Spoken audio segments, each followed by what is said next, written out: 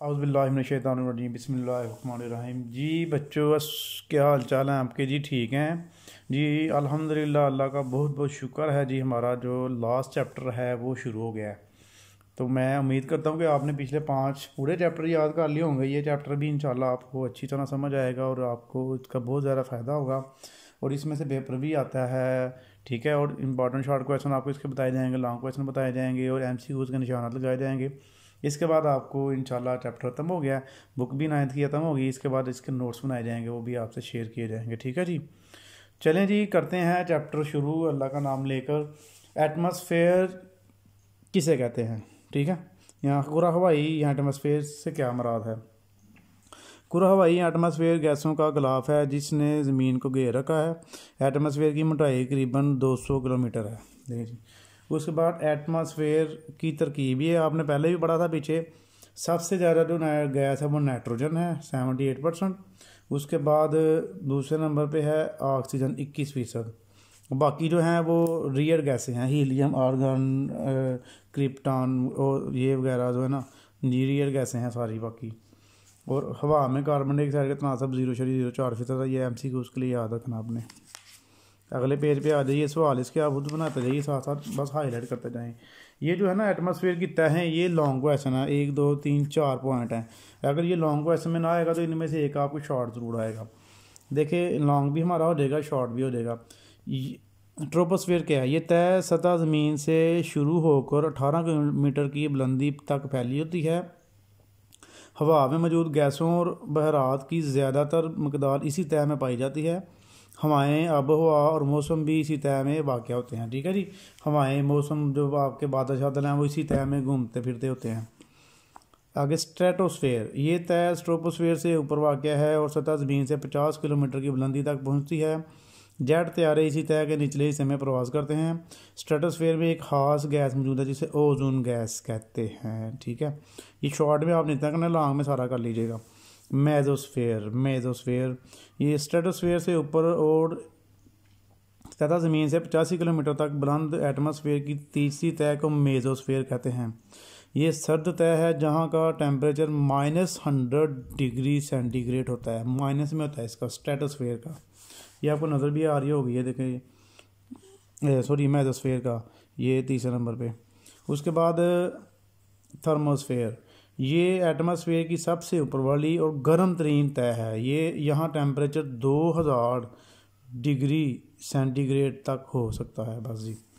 उसके बाद ozone gas क्या है? ओजोन एक गैस है जो स्ट्रेटोस्फेयर के ऊपर वाले हिस्से में मौजूद है। ये ज़मीन के गिर्द एक गिलाफ बनाती है और सूरज से आने वाली अल्ट्रावायलेट शुआओं को ज़मीन तक पहुँच से रोकती है। ये ओजोन गैस क्या है, बस इतना करना है इसका। नेक्स्ट पेज पे आ रही है जी, CFC क्या है? ये क्लोरोफ्लोरोकार्बन गैस क्या है? फ्रिज, एयर कंडीशनर, स्प्रे के डिब्बों और पैकिंग फोम के कारखानों से कुछ केमिकल हार्ज होते हैं जिन्हें क्लोरोफ्लोरोकार्बन CFC कहते हैं। ये ओजोन वाला पूरा टॉपिक लॉन्ग में भी है, लेकिन शॉर्ट में फ़िलहाल आपने ये करना है। नेक्स्ट पेज पे आ जाइए, ग्रीन हाउस इफेक्ट किसे कहते हैं? ये बड़े इंपॉर्टेंट है दोनों, ग्लोबल वार्मिंग और ग्रीन हाउस इफेक्ट, दोनों बड़े इंपॉर्टेंट है आपके। आप देखें जी, ग्रीन हाउस शीशे के बने हुए कमरे को कहते हैं जिनमें पौधे उगाए जाते हैं। सूरज से आने वाली शुआएं ग्रीन हाउस के अंदर दाल हो सकती हैं, मगर हरारत की लॉन्ग वेवलेंथ वाली शुआएं बाहर नहीं निकल सकती, जिसकी वजह से ग्रीन हाउस के अंदर टेम्परेचर बढ़ जाता है। इस अमल को ग्रीन हाउस इफेक्ट कहते हैं। उसके बाद ग्लोबल वार्मिंग, मौजूदा सनती दौर में पोल्यूशन की वजह से एटमॉस्फेयर में बाज़ गैसों मसलन कार्बन डाइऑक्साइड, क्लोरोफ्लोरोकार्बन और मीथेन का तनासब बढ़ गया है। हवा में इन गैसों की मौजूदगी ग्रीन हाउस इफेक्ट पैदा करती है। ग्रीन हाउस इफेक्ट की वजह से पूरा अर्ज के टेम्परेचर में इजाफा हो रहा है, इसे ग्लोबल वार्मिंग कहते हैं। ये ग्रीन हाउस इफेक्ट, ये ग्लोबल वार्मिंग, दो डेफिनेशन आपकी ये हो गई।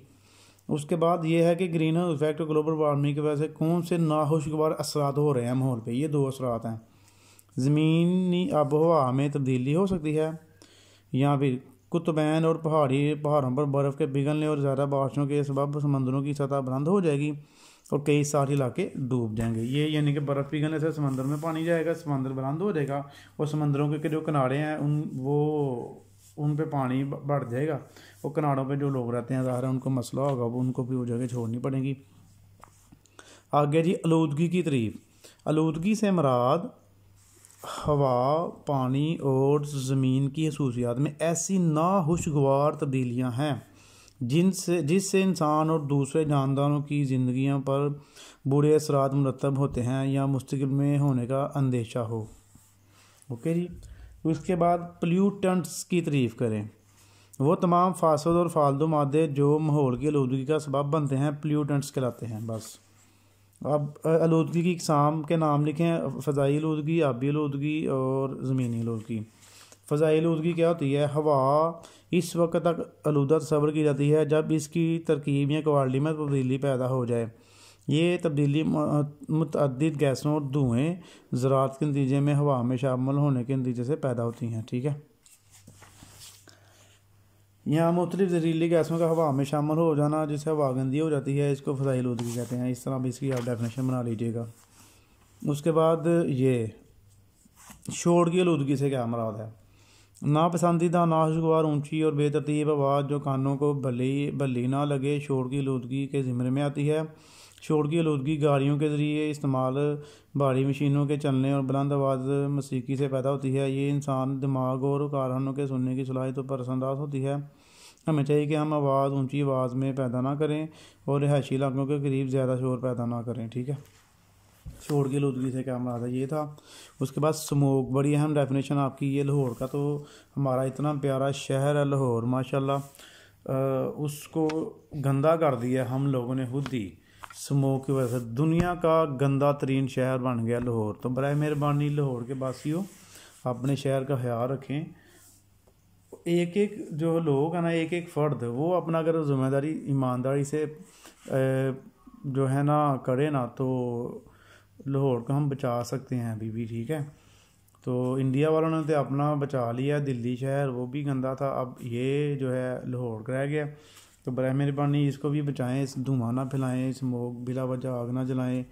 फैक्ट्रियाँ, कारखाने जो हैं इसके ऊपर जिनके भी हैं जो चला रहे हैं उनको चाहिए कि इसके ऊपर ज़रा थोड़ा कंट्रोल करें। ठीक है ना।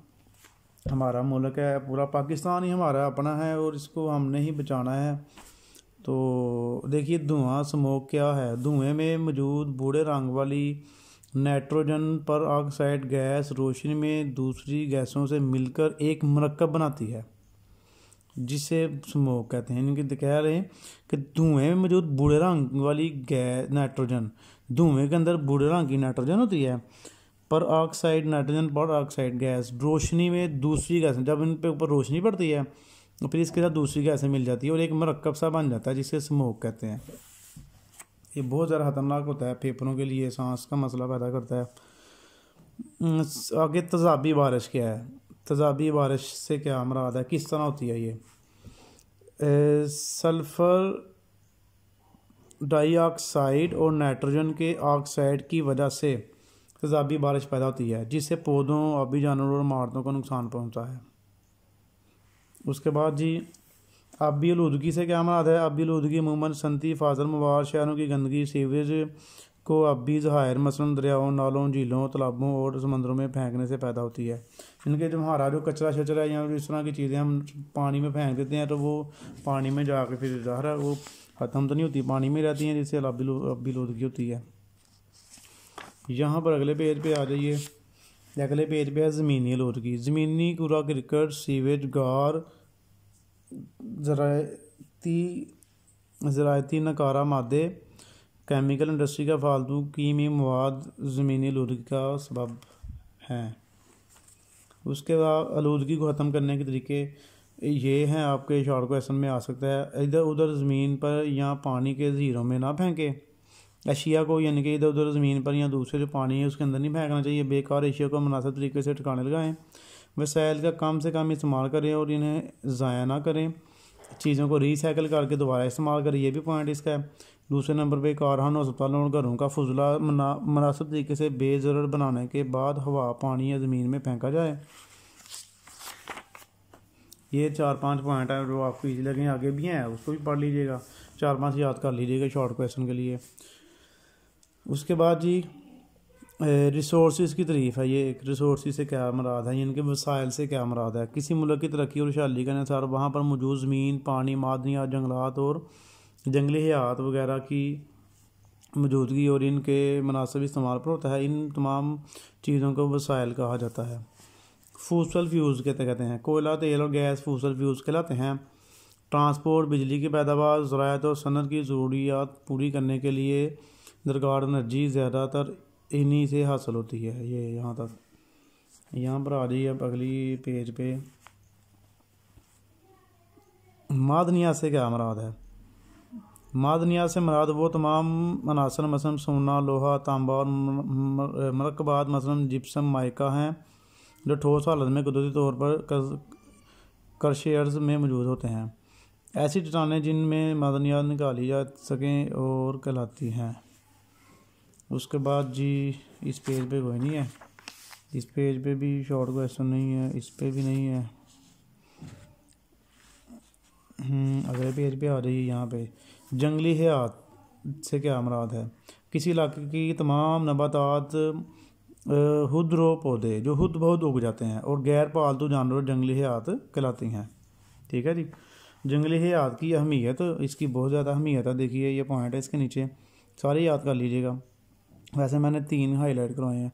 जंगली हयात से हासिल होने वाली बेशुमार कुदरती प्रोडक्ट्स हमारे घरों, सन्नत और ज़राअत में इस्तेमाल होते हैं। खुराक, इमारती लकड़ी और दिव्यात इसकी जान मसाले हैं। जंगली हयात माहौल के तवाज़ुन को बरकरार रखती है। मुस्तकबिल के पौधे और जानवर किस किस्म के होंगे, ये आज की जंगली हयात पर मुनहसिर है। ये 3 मैंने करवाए हैं शॉर्ट क्वेश्चन के लिए। उसके बाद यहाँ पर आ जाइए जी, ये पूरी लाइन याद कर लीजिएगा MCQs के लिए। पाकिस्तान में ममालिया जानवरों की करीबन 200, परिंदों की 600, रेंगने वाले जानवरों की 150 और मछलियों की 700 इकसाम पाई जाती हैं। ये है जी इंडेंजर्ड स्पेशीज़ या खतरे में मुब्तला स्पेशीज़। ऐसे जानदार या जानवर जो ख़त्म हो रहे हैं या ख़त्म होने के करीब हैं। ऐसे जानदार पौधे, जानवर जो मादूम होने के खतरे से दो चार हों, खतरे में मुब्तला स्पेशीज़ या इंडेंजर्ड स्पेशीज़ कहलाती है। उसके बाद जी पाकिस्तान में खतरे में मुब्तला जो जानवर हैं ना, उनके नाम बताने हैं आपने। कौन कौन से नाम हैं इनके जानवरों के नाम बताएं।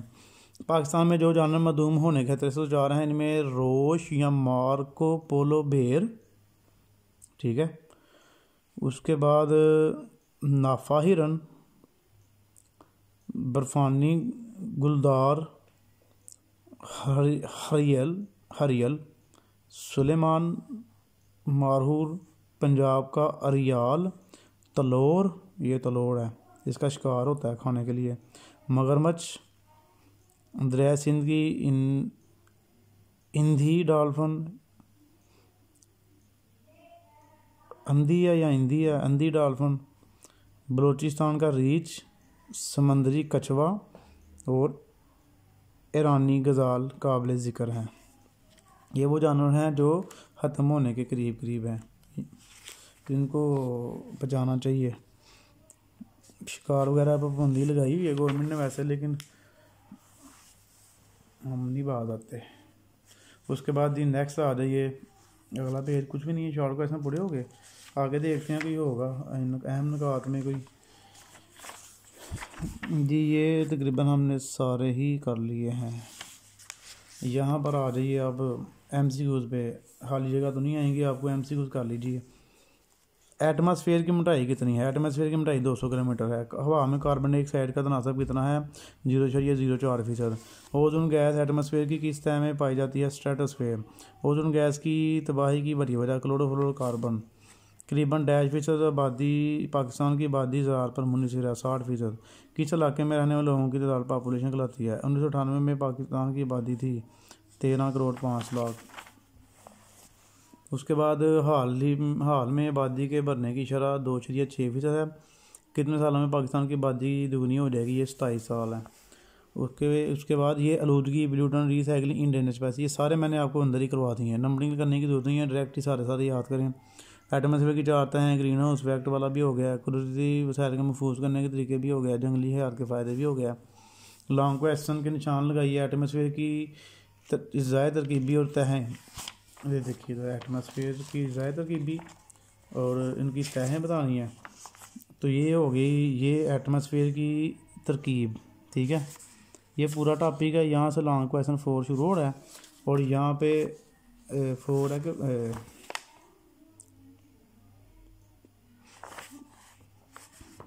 यहाँ पे आगे आपका एंड हो रहा है, ठीक है। ये भी पहला पीछे वाला भी करना है और जिसकी तहें सारी करनी है याद। ओके जी, सोशल लॉन्ग क्वेश्चन 4 हो गया। उसके बाद ग्रीन ओजोन तय की तबाही पर नोट जी, ओजोन तय का खात्मा यहाँ से लेके यहाँ तक छोटा सा ही है, ये याद कर लें। फिर उसके बाद जी ग्रीन हाउस से क्या बनाता है, ग्रीन हाउस से पैदा होने वाली वजूहत और इसके माहौल पर असरात। तो ये ग्रीन हाउस इफेक्ट यहाँ से लेके यहाँ तक 6वां पूरा ही है, ठीक है, पूरा पेज। नेक्स्ट जी हमारे पास है इंसानी सरगर्मियों माहौल को किस तरह असरअंदाज कर रही हैं, ये 7वां लॉन्ग यहाँ से यहाँ तक। नेक्स्ट पेज पे आ जाइए। आबी आलूदगी की वजूहत असरात खात्मा के लिए किए जाने वाले इकदाम। आबी आलूदगी वाला सारा टॉपिक यहाँ से लेके ये यहाँ से लेके तो अगले पेज पे एंड तक, जहाँ पर भी आबी आलूदगी का टॉपिक ख़त्म हो रहा है वहाँ तक 8वां लॉन्ग हो गया। फूसल फ्यूल के इस्तेमाल तो माहौल पर असरात, फूसल फ्यूज पे आ जाएँ, ये फूसल फ्यूज हो गया, ठीक है। ये 9वां लॉन्ग क्वेश्चन यहाँ से 1 2 3 कोयला पेट्रोलियम कुदरती गैस वगैरह और माहौल पर असरात यहाँ तक, इस पेज से यहाँ तक, ठीक है जी। उसके बाद 10वें पे आ जाएँ कुदरती वसाइल के तहफ़्फ़ुज़ पर नोट। ये है कुदरती वसाइल का तहफ़्फ़ुज़ यहाँ से यहाँ तक, बस छोटा सा ही है बस। 11वें कि ये अली बे जीम दाल 4 पॉइंट हैं, ये आपने करने हैं यार, ठीक है। मशीनी काज डेरा, ये मैंने नंबर लगाए हुए हैं, देखिए ज़रा। 11वें का बे, ये 11वें का अली पार्ट मशीनी काज डेयरी फार्मिंग वाला बे हो गया। उसके बाद ये जीम हो गया जंगली दाल जंगली हियार के तहफ़्फ़ुज़, और जीम जंगली, ये जंगली हियार की अहमियत और जीम जंगली हियार के तहफ़्फ़ुज़, ये सारा ही करना आपने, वो ऊपर तक है यहाँ तक, ठीक है। उसके बाद एक रह गया आबादी में इजाफ़ा आबादी से पैदा होने वाली माहौलियाती मसाइल। तो ये यहाँ से लेके तो यहाँ तक है, ये सारे पॉइंट है इसके, 1 2 3 4 पॉइंट बनते हैं, यहाँ तक कर लीजिएगा। लेकिन ये हमारे पास 9th की अल्हम्दुलिल्लाह 9th की जो है ना साइंस, ये कंप्लीट हो गई है। 6 चैप्टर हमने कर लिए हैं और आपका काम है इसको अभी याद करना और रिवाइज़ करना, टेस्ट वगैरह देने का सारा कुछ याद कर लीजिएगा। इंशाल्लाह आपको नोट्स भी फ्राहम किए जाएंगे और एग्ज़ाम तक आपको इंपॉर्टेंट इन्फॉर्मेशन दी जाएगी। ओके जी, अल्लाह हाफिज़। हाँ, चैनल को सब्सक्राइब करें, वीडियो को लाइक करें, शेयर करें। Bye bye.